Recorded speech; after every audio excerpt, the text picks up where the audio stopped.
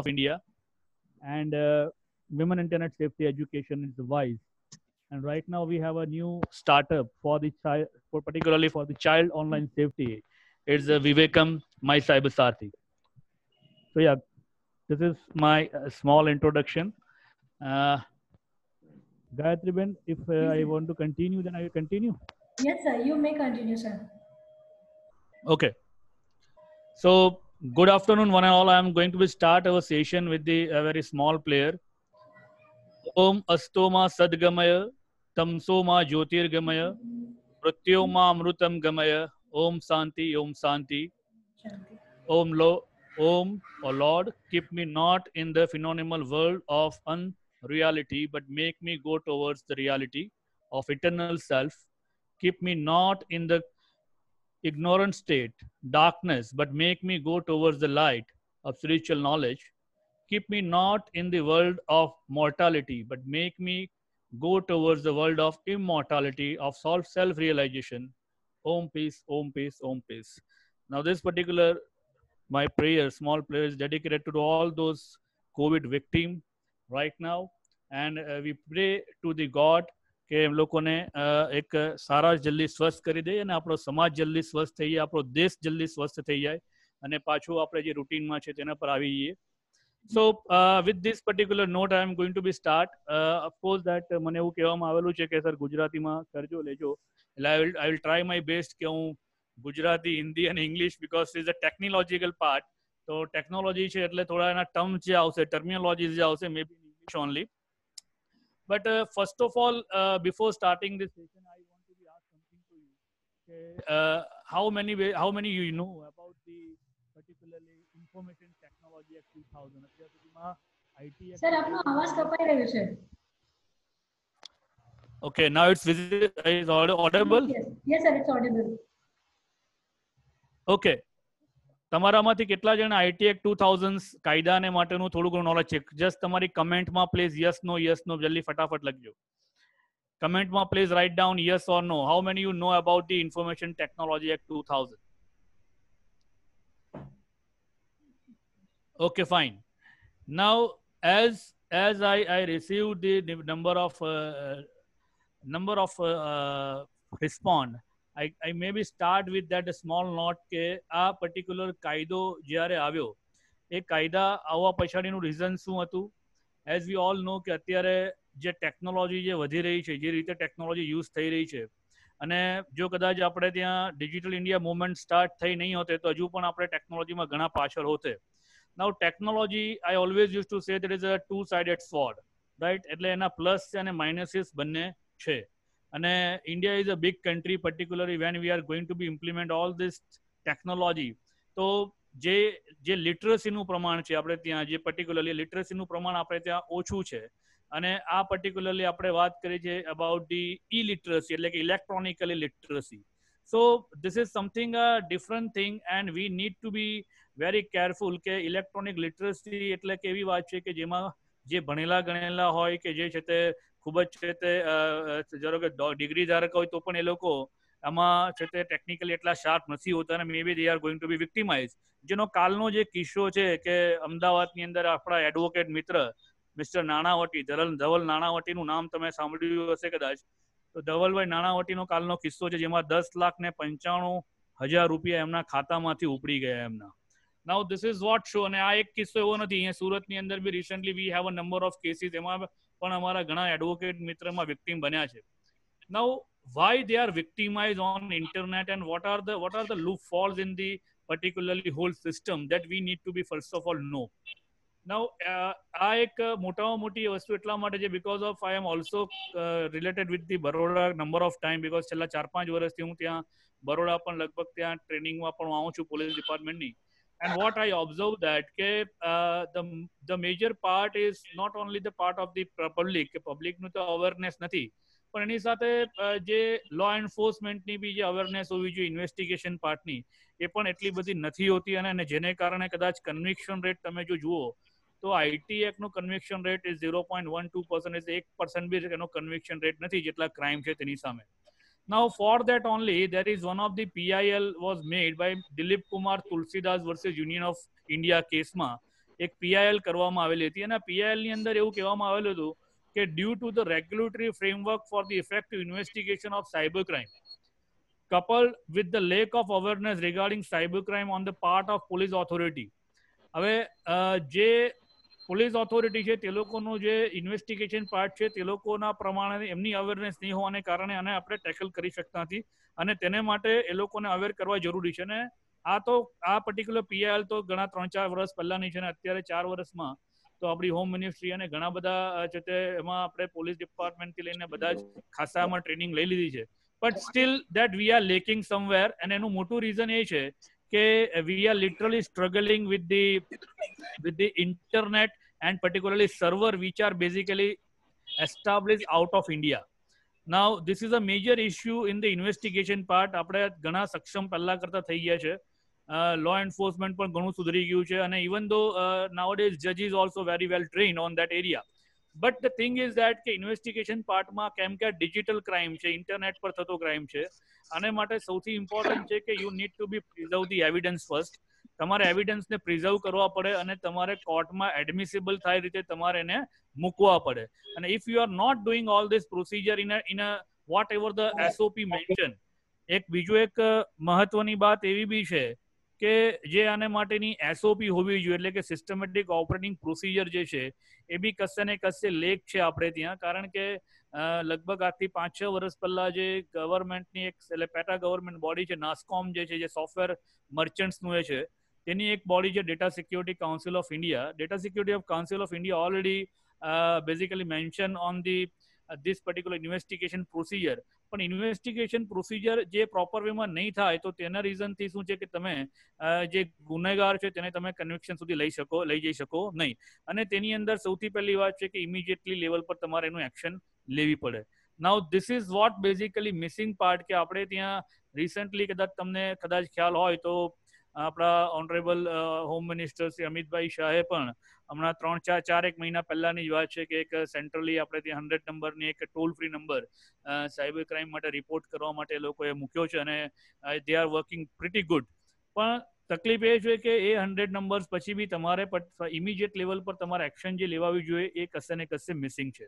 Now we need to be understand first of all how the cyberspace is work and who actually own the cyber space. એટલે કે ઇન્ટરનેટની દુનિયામાં આવતા પહેલા તમારે એ સમજવું પડશે કે આ ઇન્ટરનેટને ઓન કોણ કરે છે, એટલે કોની માલિકી છે. એનીવન હેઝ અ આન્સર કે who own the internet? Please quick તમારા ચેટ બોક્સમાં લખીને મોકલો કે તમારામાંથી કોઈને ખબર છે કે ભાઈ ઇન્ટરનેટની માલિકી કોની છે. Anyone please quickly made that in the chat box. Who own the internet?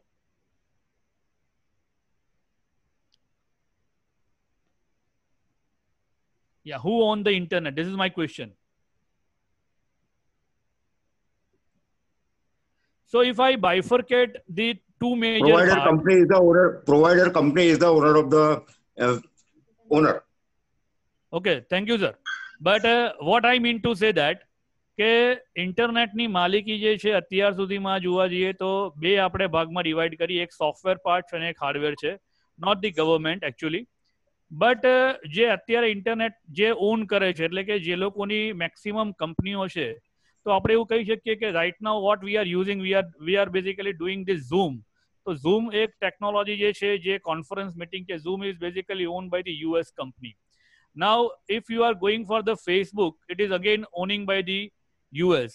If you go with the Amazon, it is again owning by the US. If you are going with the Microsoft, then it is all again owning by the US.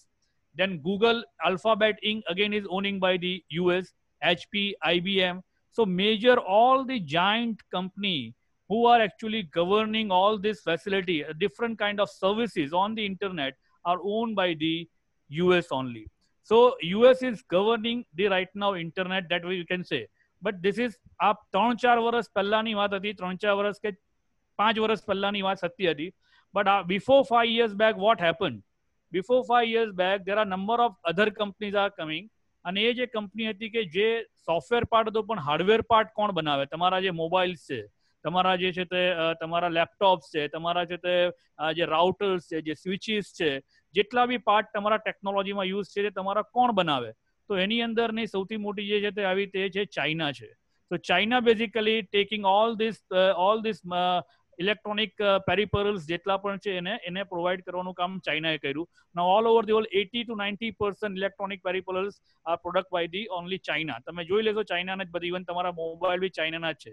So now the hardware part is owning by the China. Now China has a number of giant company જેની અંદર હુઆઈ છે, એલિબાબા છે, ઝાયોમી છે, JD.com છે, Lenovo છે. There are number of such company who actually own this hardware part.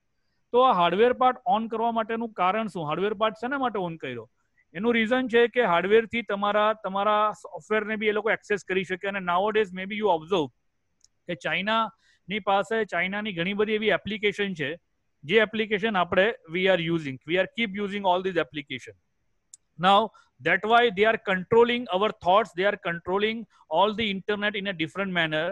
એટલે આજનો જે સેશન છે તેમાં આપણે બે વસ્તુ સમજવાની છે. આપણા ઓનરેબલ પ્રાઇમ મિનિસ્ટરે એક વાત કીધી આપણને, આત્મનિર્ભર ભારત.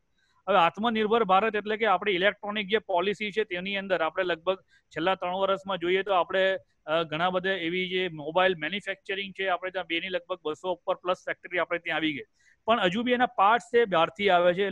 ઘણી બધી કંપની છે જેને સર્કિટ છે, સિસ્ટમ છે, બહારથી આવે છે. આત્મનિર્ભર ભારતમાં આપણી એપ્લિકેશન બી આપણે ભારતની વાપરવાની છે અને હાર્ડવેર બી આપણે ભારતનું વાપરવાનું છે અને એ રીતની આપણે સિસ્ટમ વિકસાવવાની છે. આના કેમ કારણો છે, કેમ શા માટેનું મહત્વ છે એ સમજવું અગત્યનું છે. કારણ કે જેટલી પણ કંપનીઓ છે, જેટલી પણ આ બધી કંપની ચાઇનાની છે કે યુએસની છે કે કોઈ પણ કન્ટ્રીની છે, મેક્સિમમ આપણે ત્યાં જે કંપનીઓ છે they are all the US and most of the China. Now what they are doing actually, તમે કદાચ તમારા એમાં મોબાઈલમાં કે એમાં તમે કદાચ જોયું હશે, મારો ક્વેશ્ચન તમને છે એને માટે કે do you share your secret with anybody? તમે તમારી અંગત વાત કે તમારી કોઈક એવી મહત્વની વાત કોઈની સાથે તમે શેર કરો છો? હા કે ના? મને યસ ઓર નો માં જરાક આન્સર આપજો ફટાફટ. You are sharing your secret thing with anybody? Directly not. Okay. Anyone else? No. Indirectly yes. Okay. Yes. Indirectly no. Okay. No. So most of the time we are not sharing our social media. Now see, most of the time the answer is no, because obviously we are not supposed to share our secret any kind of thing with anybody. તમારી કોઈ પણ એવી મહત્વની બાબત તમે કોઈની સાથે બી share કરતા નથી, કોઈ પણ વ્યક્તિ શેર કરતો નથી. But what happen when you are installing, if right now a number of people say no, but right now I am going with that ke number of you people are using Android system, yes or no? કેટલા જણા Android વાપરે છે? હા કે ના? Android user, yes, most of the Android user, because 90% are Android user. Yes, right. And Android basically is a open source operating system. Open source operating system એટલે કે એની અંદર તમારા જે કંઈ પણ ચેન્જીસ કરવાનો હોય, and that is what actually happening with this particular this thing. Why I asked that કે why you are not sharing, you are sharing your secret or not, એનો એક રીઝન તમને કહી દઉં કે whatever system right now you are using, એ દરેક સિસ્ટમમાં તમારી કોઈ પણ તમારો કોઈ પણ ફોન હોય એમાં કદાચ પ્રીલોડેડ કેટલીક એપ્લિકેશન હશે અને કેટલીક તમારી એપ્લિકેશન એવી હશે કે જે એપ્લિકેશન તમારી છે તે તમે કદાચ કોઈ ફ્રેન્ડે કે તો તમારી જરૂરિયાત છે એ પ્રમાણે તમે એને ઇન્સ્ટોલ કરો છો, રાઈટ? તો એ પરમિશન તમારી પાસે કેટલીક માંગે છે અને પરમિશન કઈ હોય છે? તો કે ભાઈ તમારા કોન્ટેક્ટ ડિટેલની છે, તમારા કેમેરાની છે, તમારા માઇક્રોફોનની છે, તમારા જે તે કોન્ટેક્ટ તમારા જે પણ છે તે તમારું ઇન્ટરનેટ લોકેશનની છે, રાઈટ? તમારો ઇન્ટરનેટ સર્વિસ પ્રોવાઈડર કોણ છે? તો there are number of such permission એ બધી માંગે છે, રાઈટ? ઈમેલ આઈડી માંગે છે, એબ્સોલ્યુટલી રાઈટ. તો આ બધી જ વસ્તુ તમે જ્યારે શેર કરો છો, તમારી મીડિયા ફાઇલ છે, વેરી ઇમ્પોર્ટન્ટ, તમારા મીડિયા ફાઇલને એક્સેસ કરવાની પરમિશન માંગે છે. વેરી ઇમ્પોર્ટન્ટ થિંગ કે they are also asking your card detail. Yes, આવાજ નથી આવતો વચ્ચે. now is audible? Yes. Okay. So what I am saying that ke this particular applications are asking you number of such permission, and all this permission, because we are eager to install those application, we are actually installing all this thing immediately, and we are not supposed to read the very small button over there putting is called the privacy policy. Now privacy policy is an agreement between the developer and the user, right? તો એની અંદર તમારે શું છે કે એમાં ઘણી બધી વસ્તુ એવી લખેલી છે કે ભાઈ જેમાં તમારે we are suppose to share your data with third party. હવે થર્ડ પાર્ટી કોણ છે લોકો મેન્શન નથી કરતા, but they are suppose to share your data. તો whatever your SD card, તમારા એસડી કાર્ડ પર બી ડિટેલ હશે તો બી એ શેર કરી શકશે, તમારા મીડિયા ફાઇલને બી શેર કરશે. નાઉ who actually said me કે you are not sharing your secret with anybody? So my question is that actually eventually we are sharing our secret knowingly and unknowingly with those developers, and we are keep sharing. આ તો તમારી જાણ બહારની વાત છે, પણ જે social media પર તમે જે શેર કરો છો તો અલગ વાત થઈ ગઈ આખી. So that is a very important that we need to be know. એટલે હું ઘણીવાર એવું કહું છું કે મોબાઈલ એપ્લિકેશન હંમેશા એવું કહેતી હોય છે પોતાના યુઝરને કે જો તેરા હે વો મેરા હે, બરાબર? જે તારું છે મારું છે, કારણ કે જેટલી વસ્તુ તું તારી છે બધી વસ્તુ હું તમારી આ વસ્તુનો એક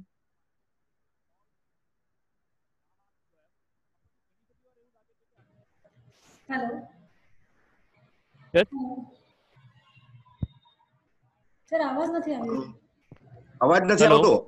હા અવાજ નથી આવતો. અવાજ Now નથી is આવતો. audible? હા yes yes Hello? Hello. Yes yes હા. Okay. Now audible. Okay.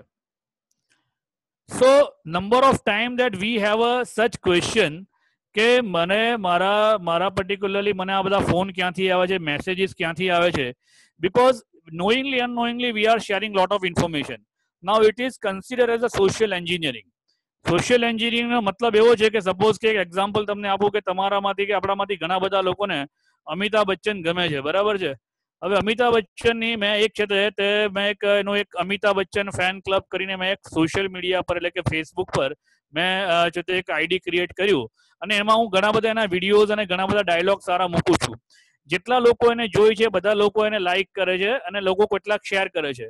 તમે જેટલી વાર એને લાઈક કરો, જેટલી વાર એને શેર કરો, એટલે તમારું આઈડી મારી પાસે આવે છે કે ભાઈ આ વ્યક્તિ પર્ટિક્યુલરલી આનો તમારું જાણીતો છે કે આ વસ્તુને આને આ ગમે છે. Now that's why I come across your profile, અને તમારા પ્રોફાઇલને હું ઇઝીલી સ્ટડી કરું અને it is going to be victimize. Now આ જે બધી વસ્તુ જે પ્રોસેસ છે એને સોશિયલ એન્જિનિયરિંગ કહેવામાં આવે છે. ઘણીવાર તમને કોલ આવે છે પેટીએમ માટેના કે તમારું પેટીએમ કેવાયસી અમારે અપડેટ કરવું છે, જે કાલના જ કિસ્સામાં થયું ધવલભાઈ નાણાવટીના, કે જેમાં એમને પૂછવામાં આવેલું કે તમારું સાહેબ અમારે પેટીએમ નું તમારું આ બોલીએ છીએ અને તમારું જે એક અપડેટ કરવાનું છે, અને એમણે જે જે ડિટેલિંગ આવી એ ડિટેલિંગના આધારે કે ઓટીપી કંઈક શેર કર્યા તેના આધારે એમની સાથે ગુનો બની ગયો. Now why I am saying all this thing because it is a very very important thing કે અત્યારના સમયમાં એ લોકો મગજ એ લોકોની જે આ જે વાત કરવાની રીત છે એ વાત કરવાની રીત તમારી સાયકોલોજીને અનુરૂપ હોય છે, એટલે તમને ઇઝીલી એ લોકો કન્વિન્સ કરી દે તે લોકોની વાતમાં, અને એમાં જાણે અજાણે ઘણા બધા એવા લોકો છે ભલે ગમે ત્યાં ભણેલા હોય તો બી એમાં આવી જાય. તમારે સૌથી પહેલા એ સમજવું પડે કે આ વર્લ્ડ વાઇડ વેબ છે એના ત્રણ કયા કયા ભાગ છે.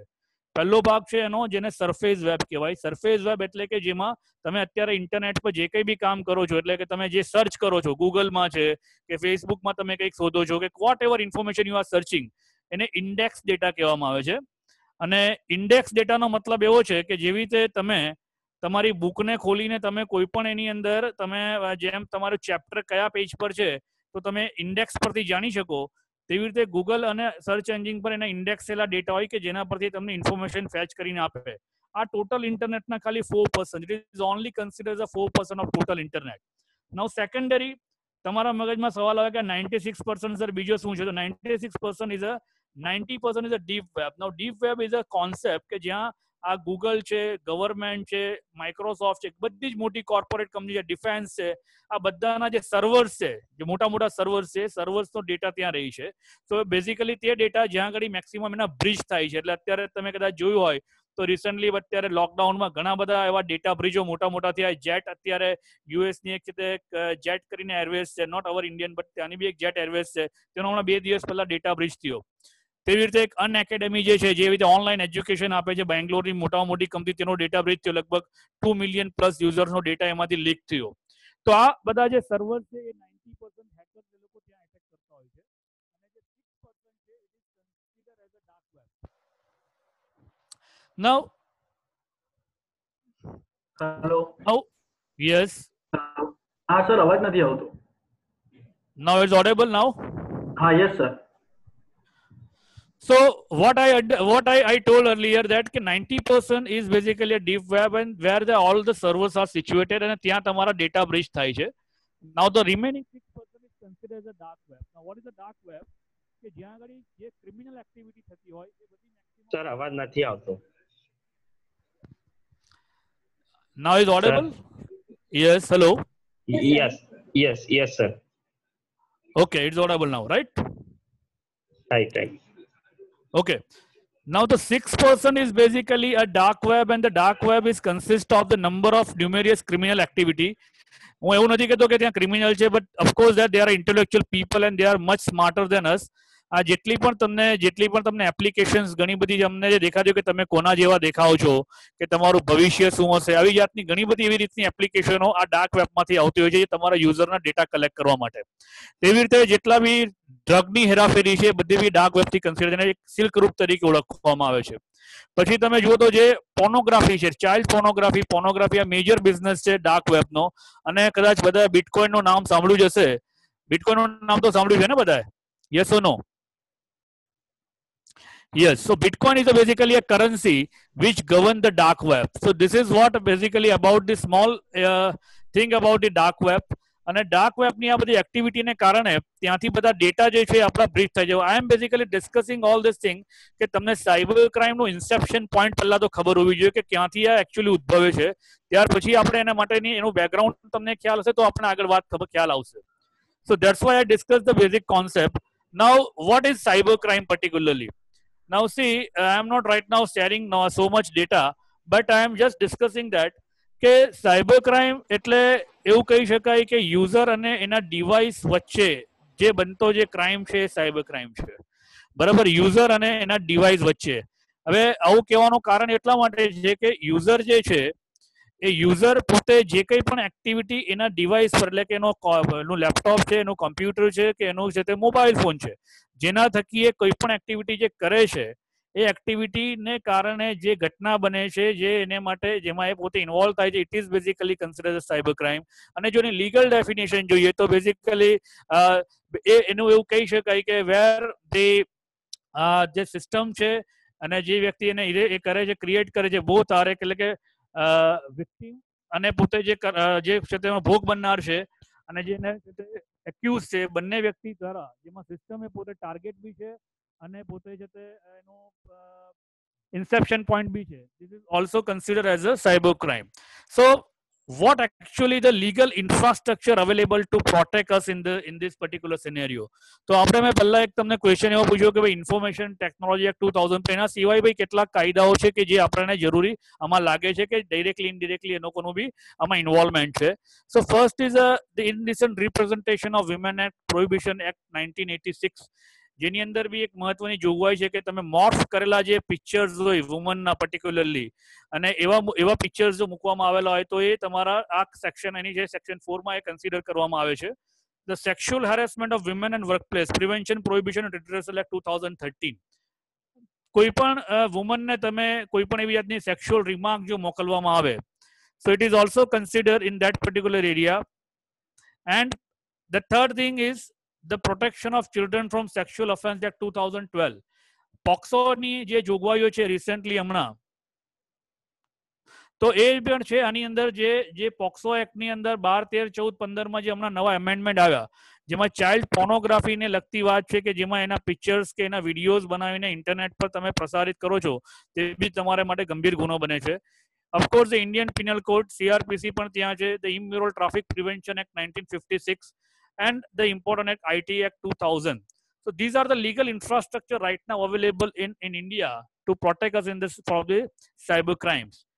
હવે મારી બીજી એક અગત્યની વાત એ છે કે ભાઈ આપણે આ જે એપ્લિકેશન્સના બધી વસ્તુ આપણે યુટિલાઇઝ કરીએ છીએ એ એપ્લિકેશનની સાથે સાથે આપણે એટલું પણ ખ્યાલ હોવો જોઈએ કે these all are application is number of applications, such application are made with the China. અત્યારે તમારામાંથી કેટલા જણા ટ્રુ કોલર યુઝ કરે છે? Just raise Truecaller use કરનારા કેટલા છે આમાંથી?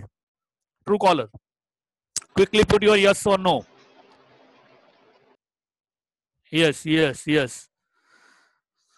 ઓકે, તો તમને તમારી જાણ માટે ખાલી કહી દઉં કે લગભગ છે તે 3 વર્ષ પહેલા આપણા ડિફેન્સ મિનિસ્ટ્રીએ એવું જાહેર કરેલું કે ચાઇનાની લગભગ 42 એપ્લિકેશનને બેન્ડ કરેલી હતી અને 42 એપ્લિકેશનની અંદર એક ટ્રુ કોલર બી. Truecaller is basically a Chinese application અને it carry all the our data. એટલે ઘણા લોકોને એવા ક્વેશ્ચન બી છે કે સાહેબ ટ્રુ કોલરથી તો બેનિફિટ બી ઘણા બધા છે, આપણને કોઈ ફેક કોલ કરે, ફ્રોડ કોલ કરે તો એ બી આપણને ખબર પડી જાય. તો મારું તમને ખાસ કેવું છે કે ખાસ કરીને એ તમારા માટે એના પ્લસ પણ છે તો માઇનસ એ પણ છે કે ઘણીવાર ક્રાઇમને લગતા એટલે કે CID ક્રાઇમના નામથી બી કોઈ તમારી પાસે કોઈએ જતે નંબર સ્ટોર કર્યો હોય તો એ નંબર તમને સામે CID ક્રાઇમમાંથી બોલે છે એવું લાગે, અને એનાથી બી ઘણા એવા કેસો બન્યા છે જેમાં ગુનો બને છે, એટલે ગુના થયા છે. તો આ એપ્લિકેશનને રિમૂવ કરવી એ જરૂરી છે. શેરઇટ છે, શેરઇટ કરીને એક એપ્લિકેશન છે, WeChat છે, UC બ્રાઉઝર છે, ક્લીન માસ્ટર છે એપ્લિકેશન છે, 360 સિક્યુરિટી છે. So these are the some of the આવી 42 જેટલી એપ્લિકેશન છે જેને બેન્ડ કરવામાં આવેલી હતી.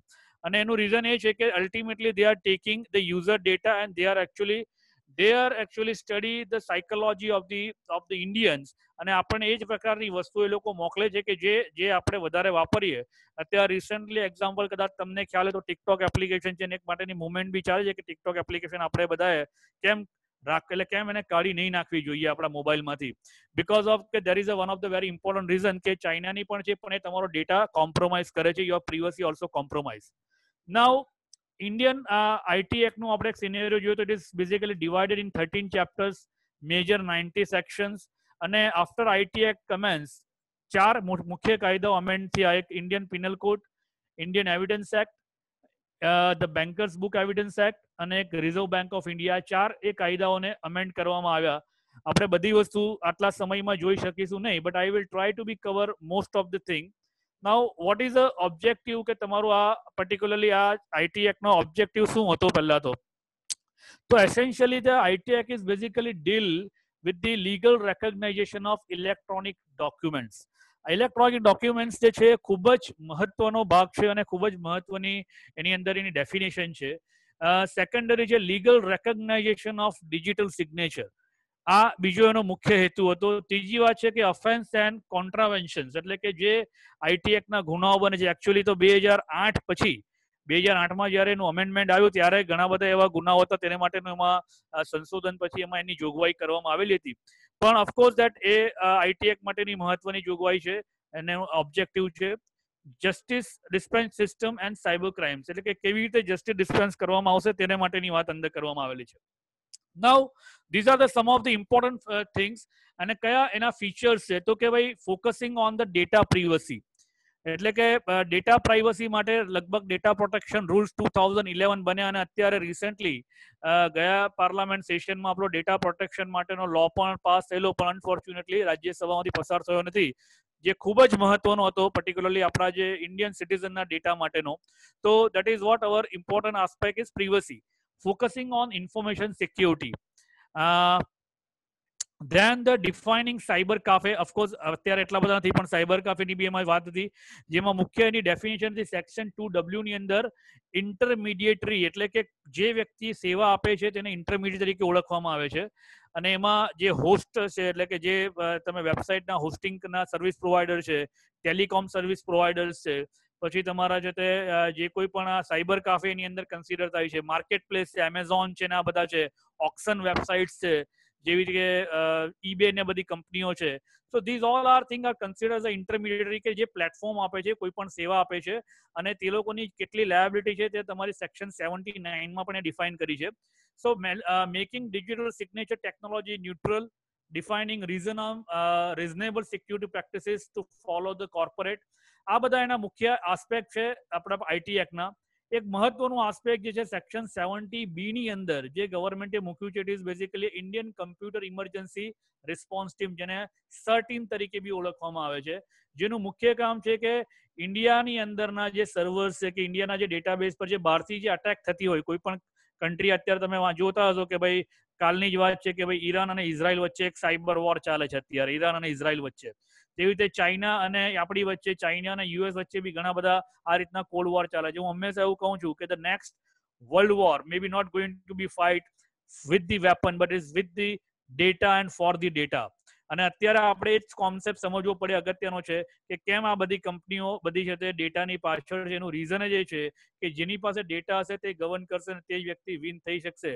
અને તમારી એક એક વસ્તુ, હવે તો ટેકનોલોજી પણ એટલી અપડેટ થઈ ગઈ છે કે હવે આર્ટિફિશિયલ ઇન્ટેલિજન્સ પર જે કામ કરે છે તેમાં તો તમે ખાલી તમારી આંગળી ફેરવો તમે સ્ક્રીન પર, ખાલી કે ફક્ત તમારી નજર ફેરવો એટલે પણ તમે કઈ વસ્તુઓને વધારે જોયું એ જ પ્રકારની તમને એડ દેખાય અને એ જ પ્રકારની તમને છે તે લોકો આગળ વસ્તુ પબ્લિશ કરે. એ પ્રકારની ટેકનોલોજીઓ હવે ડેવલપ થઈ ગઈ છે. કદાચ ફેસબુક પર તમે આ વસ્તુનો ઓબ્ઝર્વ કરજો, અત્યાર સુધી નહીં કર્યું હોય તો હવે કરજો.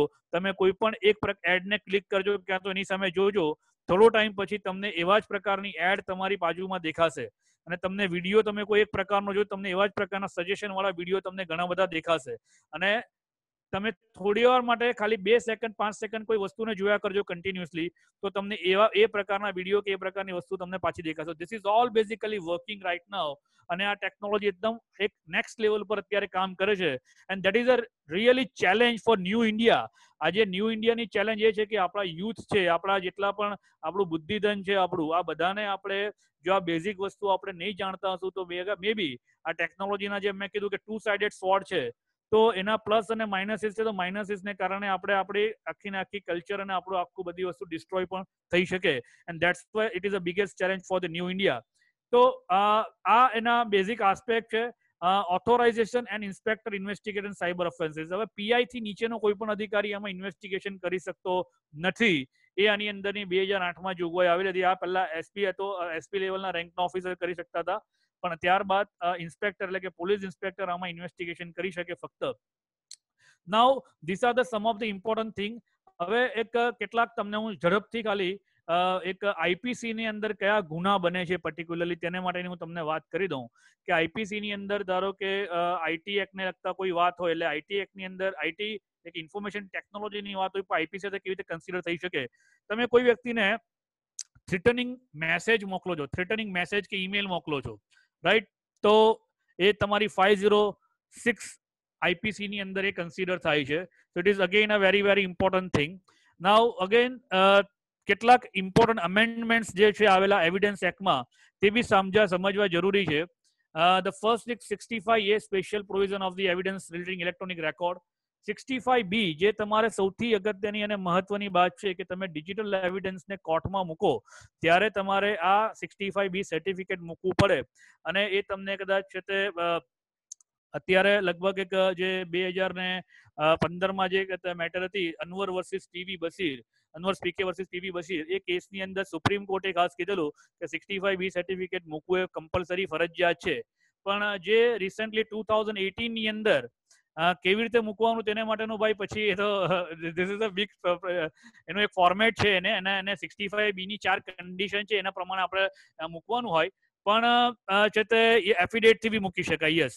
પણ તમારે 65B ની સાથે સાથે એ પણ ધ્યાન રાખવાનું છે કે હવે રિસેન્ટલી જે એક સરાબુદ્દીન નો એક કેસ જે આવ્યો હિમાચલ હાઈકોર્ટનો એમાં જજમેન્ટ છે અને તેમાં સફી મોહમ્મદ, યસ, સફી મોહમ્મદ ની અંદર એમાં મેન્ડેટરી એ લોકોએ નથી કર્યું. સફી મોહમ્મદ ની અંદર એ લોકોએ એવું કીધું છે કે ભાઈ it is completely if there is a question of just તો તમારે એમાં સર્કમસ્ટન્સીસમાં તમારે 65B મૂકવું પડે એવું જરૂરી નથી. So these are the some of the aspect. તમારે કયા સંજોગો છે ત્યાં અવેલેબિલિટી છે, એટલે સર્વર ધારો કે યાહુનું ધારો કે યુએસમાં હોય તો એ કંઈ આપણે એને આપણે લાવી શકીએ નહીં અહીંયા આગળ, તો at that time we are not suppose to put all this evidence.